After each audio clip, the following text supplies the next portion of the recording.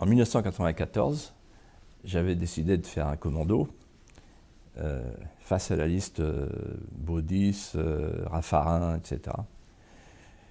Donc la liste maastrichtienne, et nous on était la liste anti-maastrichtienne. Et j'avais avec moi Jamie Goldsmith, qui était un milliardaire, un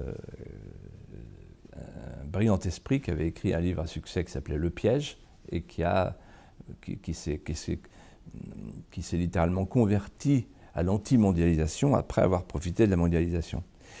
Il était mon numéro 2. Et puis il y avait aussi Thierry Jean-Pierre, il y avait Charles de Gaulle, non célèbre d'un porte-avions, etc. Et donc, on remplit les salles, mais les sondages ne répondent pas. Mais vraiment, on remplit les salles partout, donc on ne comprend pas ce qui se passe. Et puis, alors à l'époque, on avait le droit, je ne sais pas si c'est encore le cas aujourd'hui, mais on avait le droit de faire appel à l'argent privé jusqu'à la hauteur d'un plafond, mais qui était très haut. Et donc, quelqu'un qui était sur la liste avait le droit d'apporter son financement personnel. Très important ce que je dis, parce qu'on était dans la légalité parfaite. Et d'ailleurs, notre compte de campagne a été parfaitement validé. Et donc, j'avais dit à Jamie, voilà, moi, je n'ai pas le premier sou, si vous pouvez nous aider, etc. Bon, d'accord, etc. Et on arrive à un mois de l'élection.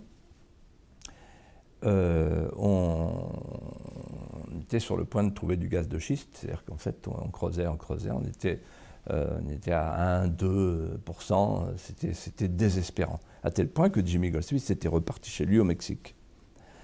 Et j'essaye de le rattraper, et il me dit, qu'est-ce qu'on peut faire? Je dis, écoutez, d'après ce qu'on m'explique, moi je découvre un peu le système, il faudrait acheter les sondages, et pendant 3 mois, quoi, même s'il n'y a qu'un mois avant l'élection, voilà, il faut leur lancer un message.